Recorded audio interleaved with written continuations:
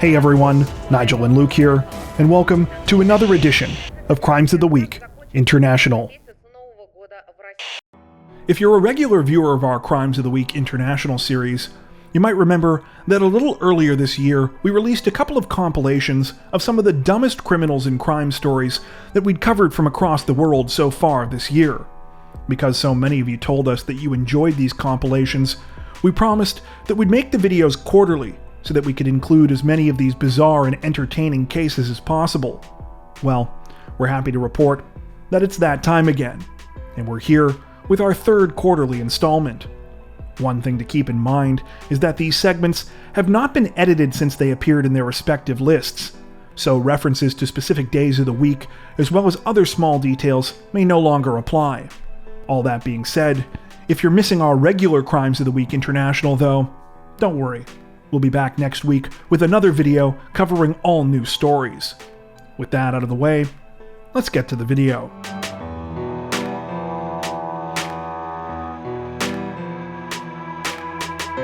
This week, authorities in South Australia announced that a 26-year-old man will be spending the rest of the year in prison after he was convicted in connection with a bizarre joyriding incident in a homemade convertible.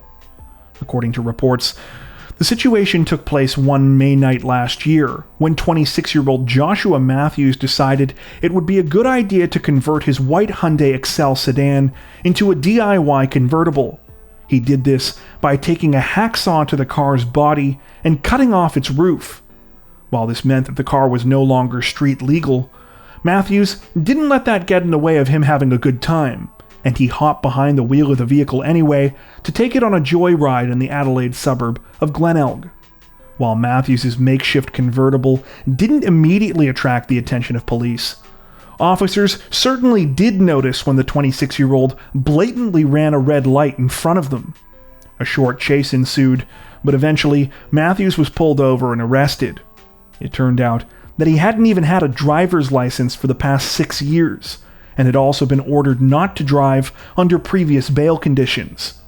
This week, Matthews pled guilty to a number of charges and was sentenced to 8 months in prison.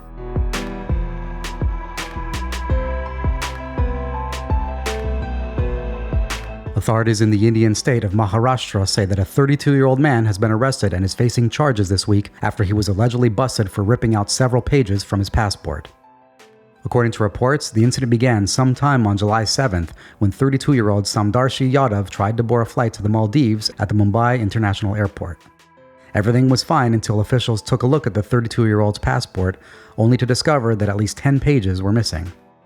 Though Samdarshi argued that the pages had fallen out due to loose binding on his passport, authorities didn't buy it. This was apparently because specific clusters of pages appeared to be missing, while everything else was intact. Officials now say that they believe Samdarshi deliberately ripped these pages out of his passport in order to hide his travel history from his wife. In particular, it's alleged that he was trying to hide several trips to Thailand that he had taken ahead of their wedding in 2019. Exactly what Samdarshi was doing in Thailand that he desperately wanted to try and erase, we'll leave up to you to decide. Needless to say, given that tampering with a passport is against numerous laws, Samdarshi did not make his flight to the Maldives. Instead, he was arrested at the airport and slapped with several charges including forgery, cheating, and violating the Passport Act. He has since been released from custody on a 25,000 rupee, or roughly $313 US, bail.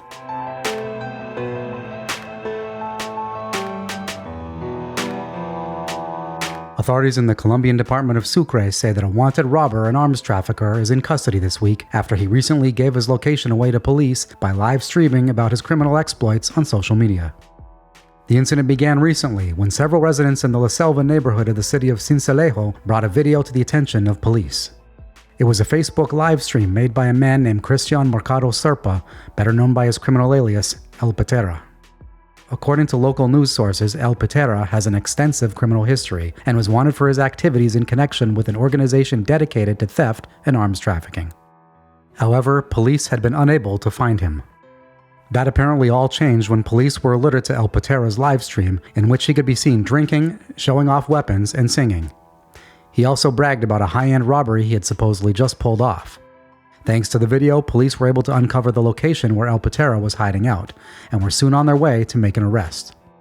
Upon arrival, gunshots were exchanged, leading to El Patera being hit in the arm and the chest. The wanted man was taken to the University Hospital in Sincelejo, where he is said to be recovering in police custody. He is now facing numerous charges for crimes including theft, homicide, and illegal possession of firearms. At the current time, authorities say they're still searching for an associate of El Patera's who was allegedly with him at the time of his arrest, but who managed to escape.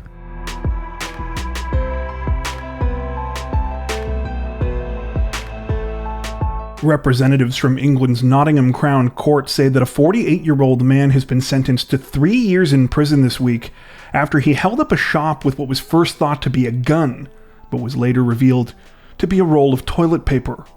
According to reports, the incident took place sometime on April 14th, when 48-year-old Paul MacDonald stormed into a shop on Wallerton Street in Nottingham city centre. After approaching the shop's register, MacDonald threatened the teenage cashier, demanding that he hand over some money. At the time, MacDonald was gripping something under his jacket and pointing it at the cashier. Believing that this was a gun, the teenager handed over a small amount of cash from the register, after which MacDonald ran off. However, after apparently deciding he didn't want the thief to get away, the teenage cashier put aside the danger he felt that he was in and chased after MacDonald. He quickly managed to catch up to him and tackled the 48-year-old to the ground. It was then that the teenager realized that MacDonald wasn't armed at all. His supposed weapon was actually an empty toilet paper roll. While MacDonald tried to flee the scene, everything went downhill for him from here. After dropping the stolen cash, he was found by police anyway a few minutes later and placed under arrest. After pleading guilty to robbery and having an imitation firearm with intent to commit an indictable offense, MacDonald was sentenced to 3 years in prison this week. Following the sentencing, a detective constable who worked on the case, Rob Marsden, said that he was satisfied with how things turned out, stating, quote, "At the time of the robbery, the shop worker had no way of knowing for sure that the object being pointed at him was anything other than a real firearm. While MacDonald wasn't carrying a weapon during this incident, this was still an incredibly serious offense, so I'm pleased to see that this has been reflected in the length of the sentence handed out to him."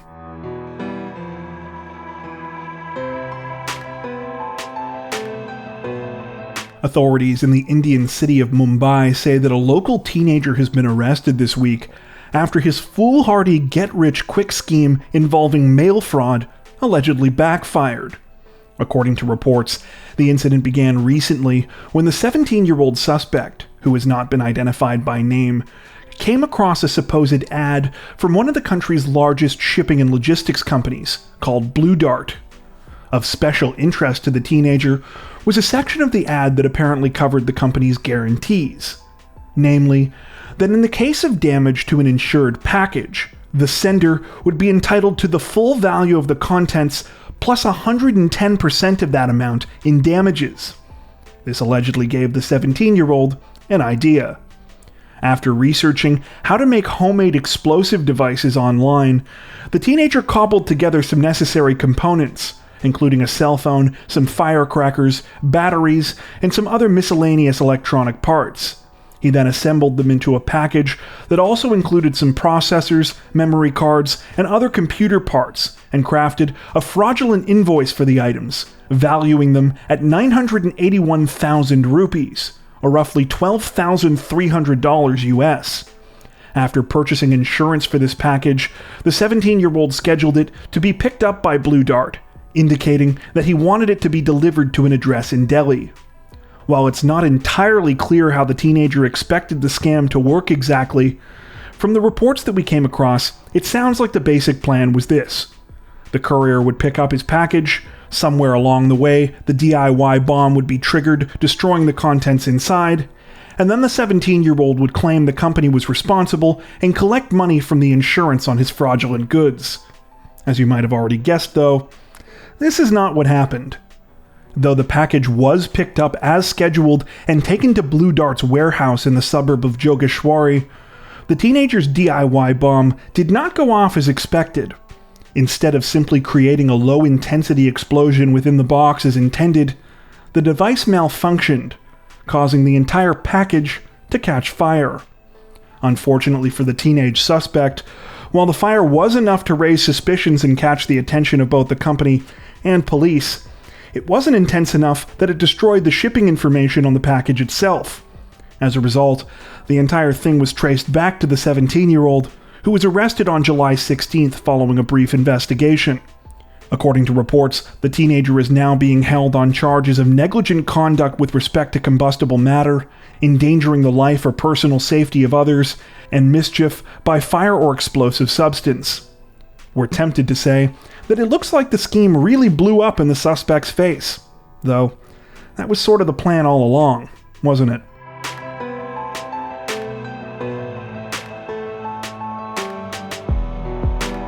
This week, representatives from Tokyo's Metropolitan Police announced the recent arrest of a 48-year-old man, who they say was responsible for booking thousands of fake reservations as part of a bizarre and incredibly petty months-long scheme to get back at a luxury train service. According to reports, between March and November of last year, the 48-year-old suspect, whose name has not been released, booked a total of 9,313 reservations on a specific luxury train service without ever intending to ride or pay for these reservations. The train service he allegedly targeted is known as Romance Car, operated by the rail company Odakyo Electric Railway, and refers to a series of limited express trains that travel between Tokyo and popular tourist destinations such as Hakone and Gotemba, both of which are mountain towns located near Mount Fuji. Because the service is designed with both luxury and tourism in mind, romance cars are higher end than most trains and offer a meal service as well as compartments with special viewing windows to make it easier to enjoy the sights. As a result, tickets on romance cars reportedly cost about double what you would normally pay for a trip on a standard train.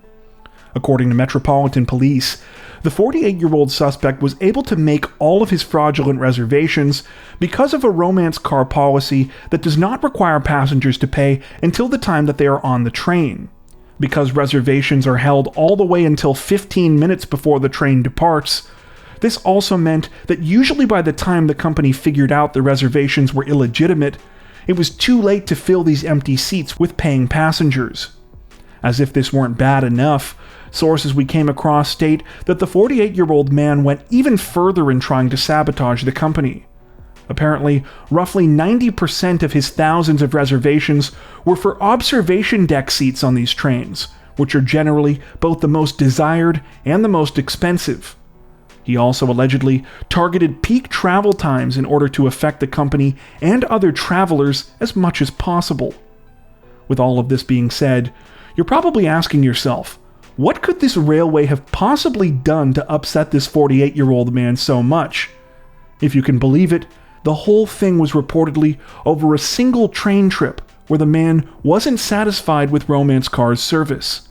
In particular, he said that during his trip, other passengers were being rowdy and drinking on one of the observation decks, and he got angry because no staff members came to tell them to stop. This is what prompted the man's 9-month-long campaign of revenge. According to reports, the man confessed all of this to police following his recent arrest, also saying that his unhappiness at work played a role. While it's unclear what charges the man will now be facing, it appears that the suspect will be looking at a civil case from the train company as well as a legal one. Many also suspect that the 48-year-old may have single-handedly ruined the convenience of Romance Car's reservation system as well, as there are now unconfirmed reports that the company is considering charging people ahead of time for their train seats.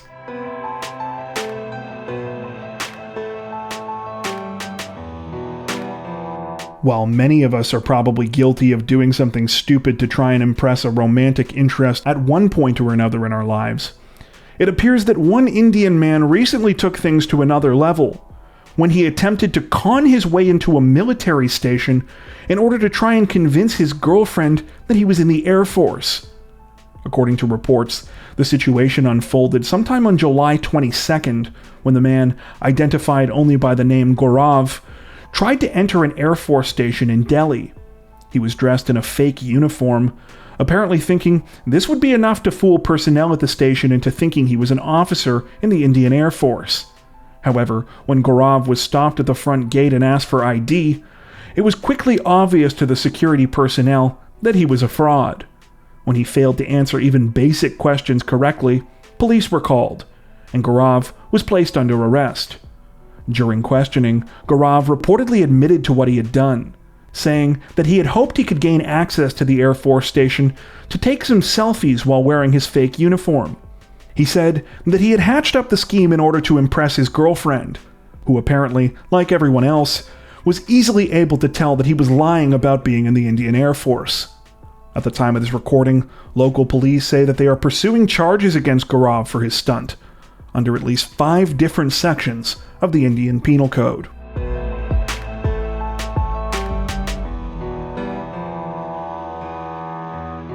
Authorities in the English county of Surrey say that a pair of bumbling criminals were handed lengthy prison sentences this week, more than 2 years after they tried to pull off a home burglary that they apparently botched in almost every conceivable way. According to reports, the situation began on April 15, 2020, when 28-year-old Jordan Malcolm Taylor and 22-year-old Nikisha Hostin traveled to the village of Victoria Water. There, they had picked out a home to try and rob, which they expected would be full of valuables. However, before they could even get into the residence, the pair were spotted by an occupant of the home sneaking through the back garden. The resident proceeded to chase them off the property, calling police after they managed to get away. As if their plans being botched weren't embarrassing enough for the would-be criminals, things almost immediately continued to go downhill from there, when a bag full of their burglary tools was found near the crime scene. A short time later, Taylor was pulled over in his vehicle. It was found to contain 2 knives, an imitation firearm, handcuffs, and a bank card belonging to Hostin. She was arrested at her home 2 days later. The flood of evidence against the suspects only continued when police checked out local CCTV footage, which showed Taylor and Hostin near the crime scene days before, presumably casing their prospective target. However, police really struck the jackpot when they searched Hostin's phone. In her search history, they discovered that she had searched phrases such as "what to do with £3 million," "where to get a gun," and "how to open a locked window." Despite pleading not guilty to all charges in connection with the case, Taylor and Hostin were each found guilty of attempted aggravated burglary and possession of an imitation firearm. This week, Taylor was sentenced to 9 years and 9 months in prison, while Hostin was sentenced to 11 years.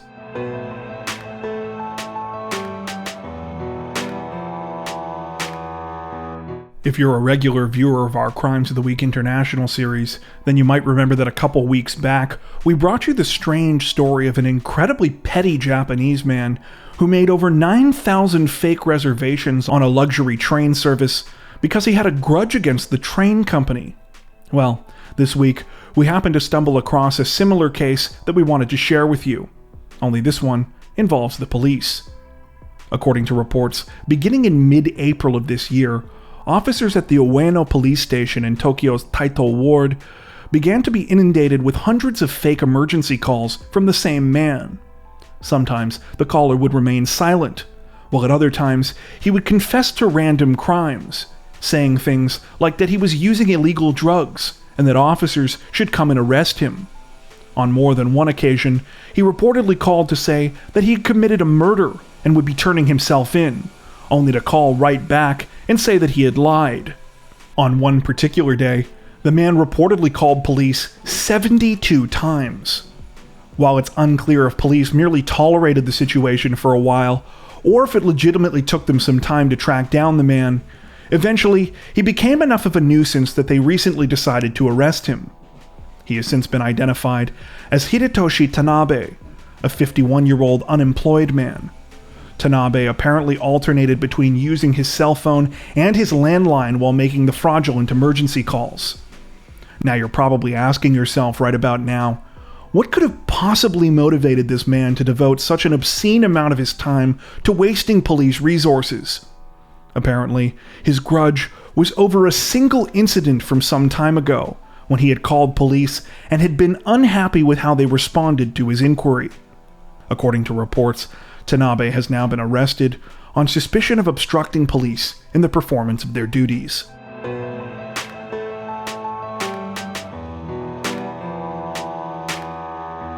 Authorities in the Thai province of Chon, Buri say that a 29-year-old alleged thief has been arrested and is facing charges this week after he pulled off a successful heist only to foil his own scheme by bragging about his money on TikTok.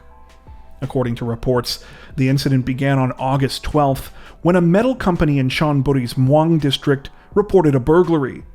A safe with a hefty amount of cash, checks, and other valuables had been looted, though thankfully they had been able to obtain video footage of the thief thanks to their CCTV cameras. To the surprise of police, the case didn't take long to solve at all. In fact, the 29-year-old suspect made it quite easy for them by bragging about all of his money on TikTok. Granted, he had been savvy enough to claim in his videos that he had, quote, earned the money by getting up early and working hard. However, this is pretty much where his foresight stopped. He was flashing way too much cash for his story to make any sense, and in his videos, he was wearing the exact same outfit he had worn while allegedly robbing the local metal company. Police were able to find all of the other relevant details they needed to track the 29-year-old down from his TikTok account. Thankfully, when police raided the man's house, very little of the money was missing. In fact, he'd only managed to spend about $5 on food.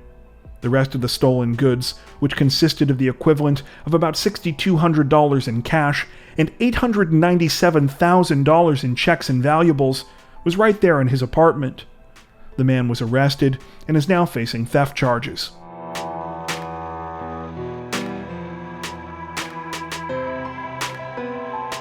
If you've been tuning into our videos for a while now, then you'll probably be aware that we've covered a few different incidents in the past where people have tried to break into animal enclosures at various zoos.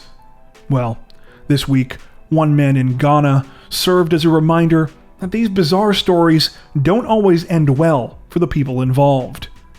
According to reports, the situation unfolded sometime around noon on August 28th, when security guards on patrol at the Accra Zoo noticed something strange near the lion enclosure.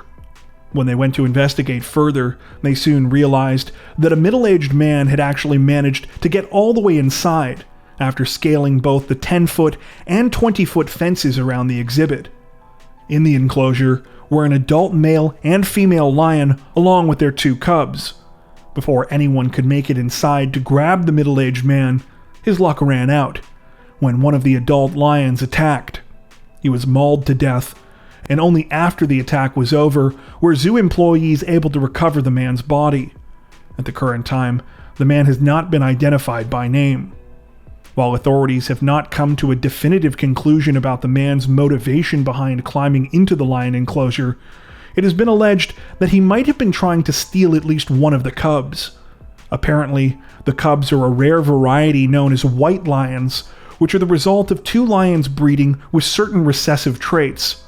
Their pale coloring is caused by leucism, a condition found in many different types of animals which partially inhibits melanin and other pigments from being deposited into feathers, hair, or skin. It's estimated that only about a dozen white lions exist in the wild, making them a valuable target for poachers. Apparently, these cubs were born at the Accra Zoo last November and ever since have been drawing large crowds of spectators. While the zoo was temporarily closed to the public following the mauling incident, reports state that it has since reopened.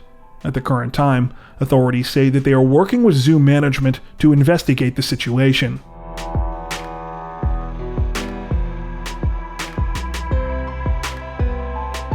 Authorities in the English city of Birmingham say that a, quote, childish and stupid 37-year-old man has been sentenced to 6 months in prison this week after he was caught by police street racing, managed to flee the scene, and then reported his license plate stolen to try and get out of any charges. According to reports, the incident began on the night of May 29, 2021, when police were conducting a special operation on Birmingham's A47 Heartlands Parkway, an area known to be a popular hotspot for illegal street racing. During the operation, they came across 37-year-old Sadiq Matala, who was spotted speeding on a roundabout in his Audi S3. When police tried to initiate a traffic stop, Matala sped away, leading officers on a chase.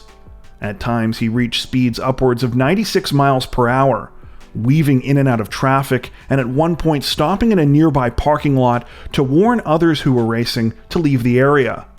Thanks to the alleged help of one of these people who blocked police that were chasing Mutala, he managed to flee the scene. However, police had taken down his license plate number and also noticed a distinctive sticker on the back of his car. Before police could track Mutala down, he contacted them first, claiming that his license plates had been stolen. He said that he had not been the one driving the car that they were looking for. Believing that Mutala was lying, authorities decided to pay him a visit at his home, where a search was conducted. Sure enough, they found the license plates Mutala claimed had been stolen under a set of bunk beds. The 37-year-old was immediately placed under arrest. This week, Mutala pleaded guilty to perverting the course of justice and speeding, and was sentenced to 6 months in prison, suspended for 18 months. He was also ordered to do 180 hours of community service, was banned from driving for 6 months, and was fined £250, and was ordered to pay an additional £250 in court fees. At his sentencing, the judge in the case completely reamed Mutala out for his behavior, saying, quote, "How on earth you've not been charged with dangerous driving, I don't know."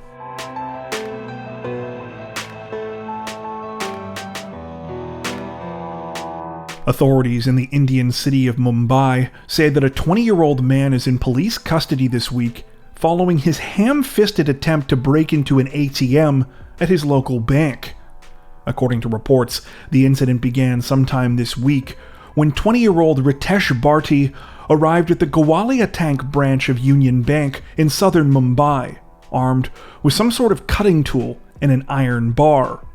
He then walked up to an ATM that he had specifically chosen because there was no security guard station nearby and began to go to work on it, hoping that his efforts would secure him a large payday.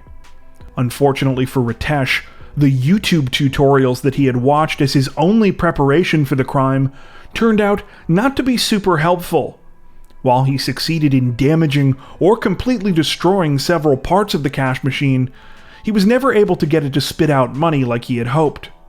After an hour of fruitless vandalism, he gave up and left, apparently not realizing that he had been captured both by surveillance cameras at the bank and in the surrounding area. When the bank's assistant manager reported the crime to police, they used the footage to identify Ritesh and later placed him under arrest. During questioning, Ritesh apparently admitted to what he had done, but claimed his intentions were pure. He wasn't trying to steal money for himself.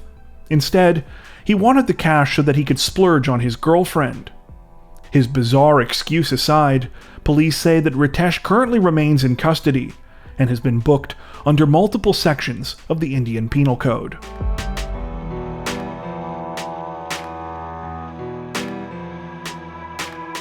Police in the Thai capital of Bangkok say that a 34-year-old thief went for broke in the silly excuses department this week after he was caught red-handed during a robbery. According to reports, the incident unfolded on September 18th at the SC Plaza shopping mall in Thailand district. On that particular day, the mall was hosting an amulet market on the 3rd floor, which had attracted monks from all over the country who trade and sell the sacred collectibles. It also allegedly attracted at least one opportunistic thief, 34-year-old Alongkot Tantian.